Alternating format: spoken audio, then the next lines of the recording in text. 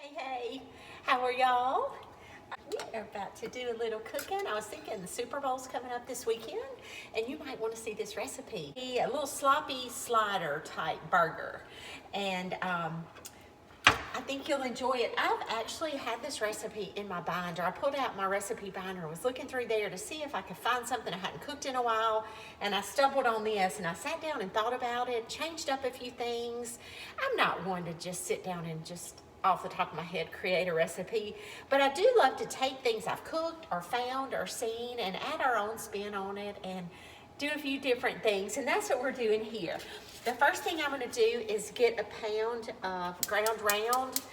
Use ground beef, ground turkey, whatever you like. This is just some ground round that I picked up at the store today. I'm going to get that sauteing with a whole diced onion. I'm going to try not to pour my mushrooms in there just yet. When I cook my ground beef, I just cook my onions in there with it and add my seasonings. So we're going to get this going and add some yummy things in there with it as it cooks. I've got some portobello mushrooms that I've cleaned and have over here. This is probably a cupful of them. I just used half of my package. I'm going to cut them up into smaller little diced up pieces. This is going to go in my burger mixture. But you have to be careful with mushrooms. They release a lot of water, especially if you cook them slow, and I don't want this burger mixture to be soupy at all. You'll see why in a little bit. So what I'm gonna do is dice them up and put them in a separate skillet by themselves and turn the heat up a lot higher. I'm just gonna cook them separate and then stir them in at the end.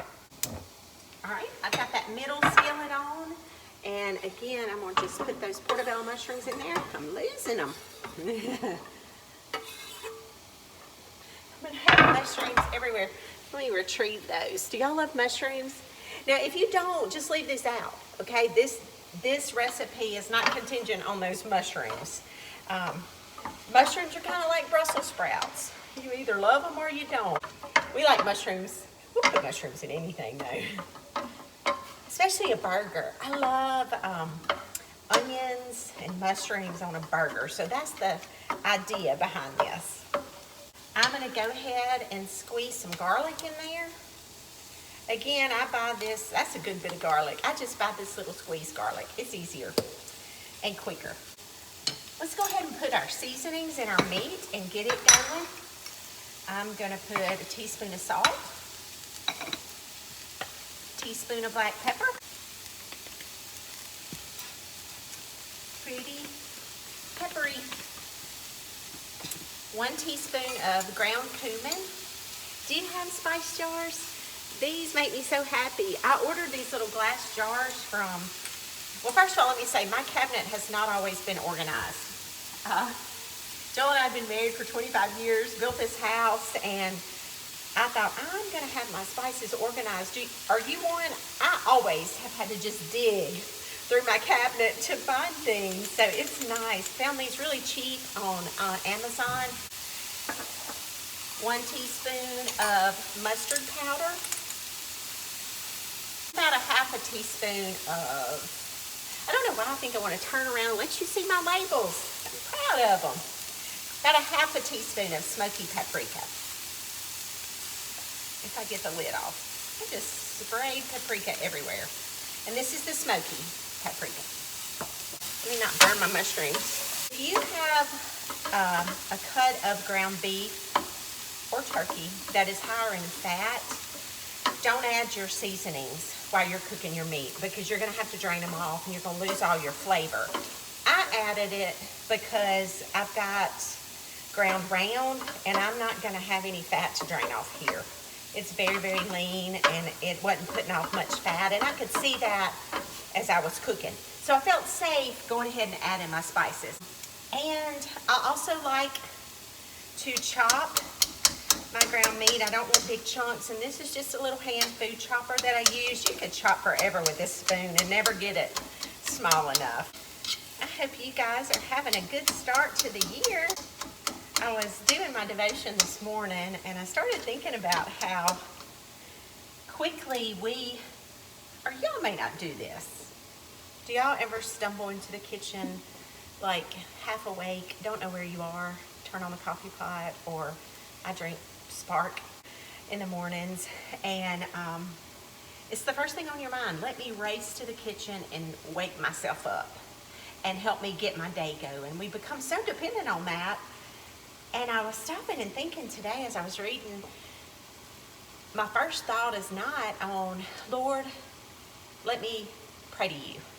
Let me seek your guidance, because ultimately throughout the day, if I've started off with that foundation of getting in touch with the Lord and seeing how he's going to guide my day and making sure he's the first thought on my mind and not a cup of coffee, I want to redirect that. But we don't think we have time.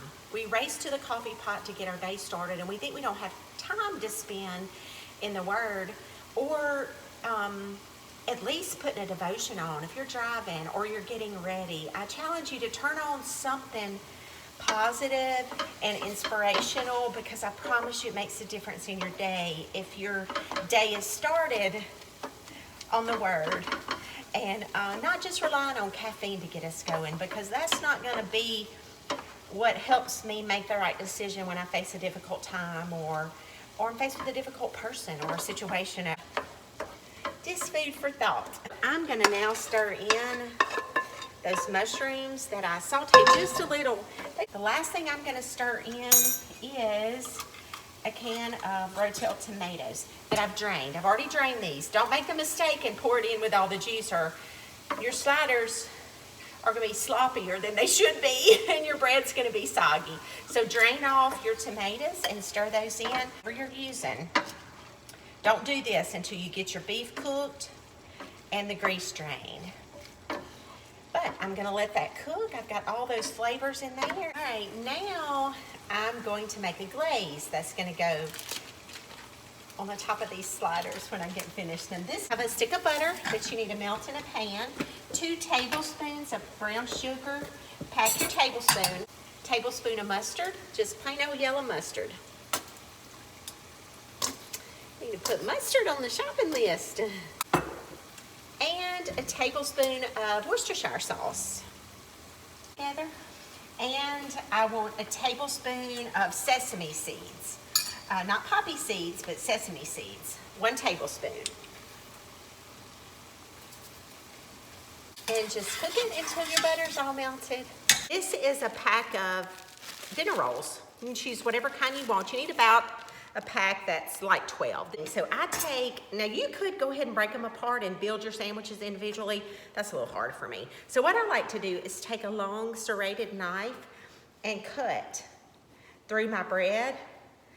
You have to keep your hand on it or you'll tear them apart. So I cut through my bread like that. And then your top, if you did it right, should be able to flip right over. There we go. Then take cheddar. This is extra sharp cheddar. I recommend putting your cheese down first. You know where we're going with this. We're about to put that meat on top of this and make little burger sliders. So, and you know what? You can put whatever cheese you want. It will all be very good. Now, depending on your cheese slices, see how I don't have any cheese right here? Well, that cannot be allowed to happen. So I'm gonna just cut some because I want it all covered in cheese. Now what I'm gonna do is transfer these to my pan. I've got my oven set on 350 and I've got some olive oil spray that I'm gonna spray at 13 by 9 and scoop this bottom slab, and you gotta be careful. Put it all in here. Now I'm gonna pour my meat on top.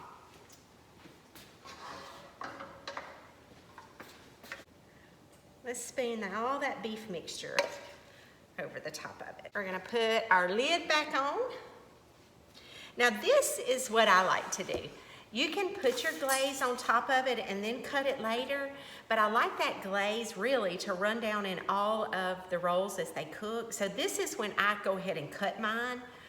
So I'm gonna go ahead and don't do this before you put them in your pan or it's hard to move them. So they'll be all ready. Now, you know what's about to happen. buttery glaze that we made. Pour it right on top. Now into a 350 oven for about 25 minutes. Watch your rolls, because depending on your rolls, they might start getting hard and you might have to throw a piece of tin foil on it, because you don't want these to come out hard. I did have to, probably for the last 8 or 9 minutes, cover them with some tin foil, because I could tell the top was getting a little bit too brown. Look, they're hot. I want you to see. You see why I'm calling them sloppy sliders? Look. Do you see how good they are? Great little burger. You need these in your life.